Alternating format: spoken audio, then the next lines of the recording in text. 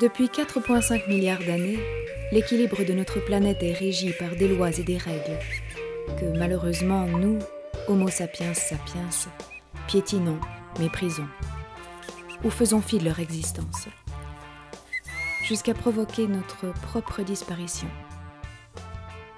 Aujourd'hui, nous n'avons plus le temps. Agissons.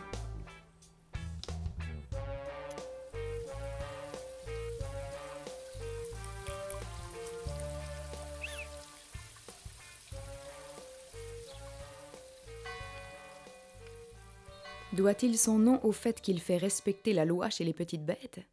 Alors, c'est une très bonne question. On pourrait d'ailleurs se poser la question parce que parfois j'entends des spécialistes des insectes parler de gendarmerie quand il y a un rassemblement de gendarmes. Je parle bien sûr de la petite punaise rouge et noire. Celle-là, on est d'accord. Est-ce qu'ils font respecter la loi? Non. En revanche, quand même, leurs couleurs peuvent faire un petit peu peur.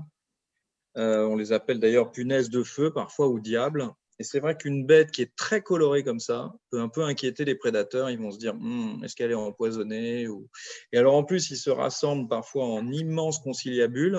Du coup, la quantité, le nombre fait que parfois certains prédateurs peuvent ne pas s'approcher. Mais non, ils sont plutôt pacifiques. Alors, il y a plein d'autres. Hein. Il s'appelle aussi le soldat ou le suisse, le cherche-midi parce qu'ils adorent le soleil. Et puis le gendarme, c'est parce qu'il ressemble aux gendarmes. Enfin, il y a une catégorie de gendarmes qui était rouge et noir sous l'Ancien Régime. Donc, il y a très longtemps, il y a des gendarmes qui ressemblaient vraiment aux punaises ou les punaises ressemblent aux gendarmes. Enfin, je ne sais plus qui ressemble à qui.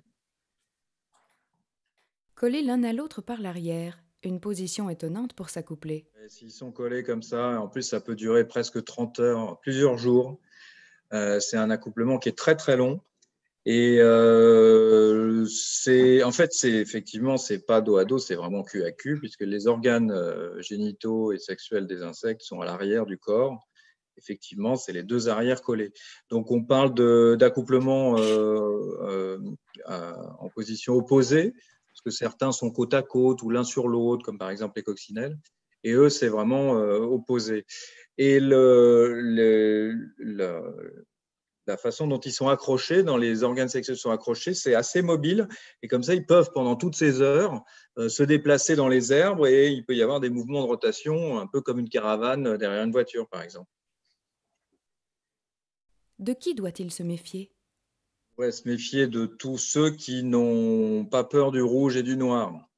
Alors, ça peut être des parasites comme des mouches ou des guêpes. Ça peut être des gros prédateurs. Mais c'est vrai que quand on est rouge et noir et qu'on est très, très nombreux, ça permet d'avoir un peu moins de prédateurs que d'autres.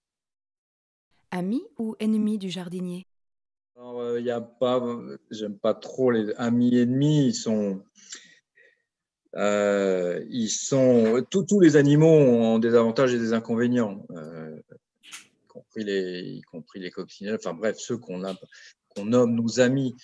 Alors les gendarmes, on va dire qu'ils sont plutôt nos amis parce qu'ils peuvent, avec leur bouche pointue, déjà ils font pas ce qu'on appelle des dégâts et avec leur bouche pointue, ils peuvent aussi manger. Ils sont un peu omnivores. Ils peuvent manger parfois ou des animaux qui traînent ou parfois quelques pucerons.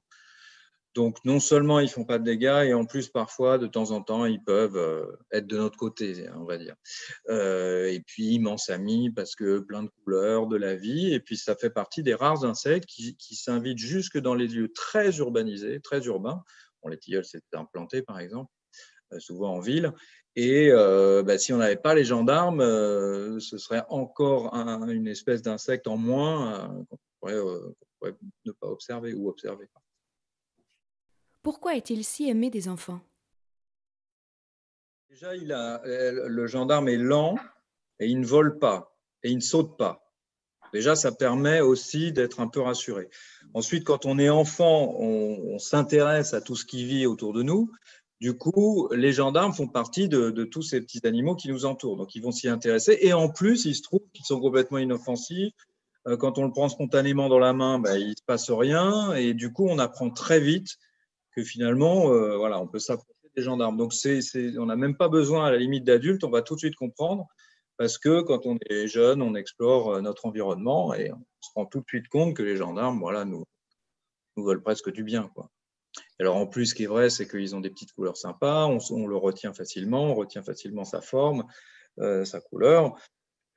Et puis peut-être qu'on peut le confondre si jamais on n'est pas très proche des gendarmes avec par exemple des coccinelles, mais bon, voilà, le rond de la coccinelle est vraiment typique.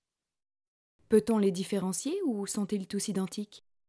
Enfin, il y a deux choses. Il y a un truc que j'ai remarqué après en prenant une loupe, c'est qu'ils avaient deux yeux, enfin les yeux globuleux, les yeux composés rouges. Donc quand on les regarde de près, en fait, leurs yeux ont l'air noirs de loin, mais en fait, ils sont rouges. Et puis surtout, alors là, je reprends le livre fait avec Mario van den Broek chez Houellebecq. Tu vois, un gendarme, il a quand je le mets à l'envers, là, la tête en bas, il a vraiment une forme, on dirait une espèce de masque, tu vois, c'est un peu anthropomorphique ce que je dis, on dirait une tête. Et si on regarde de près, il y a comme sous les yeux, il y a comme deux petites larmes. Alors, ce n'est pas les yeux, hein, ça, c'est des couleurs sur les élytres, là, les ailes.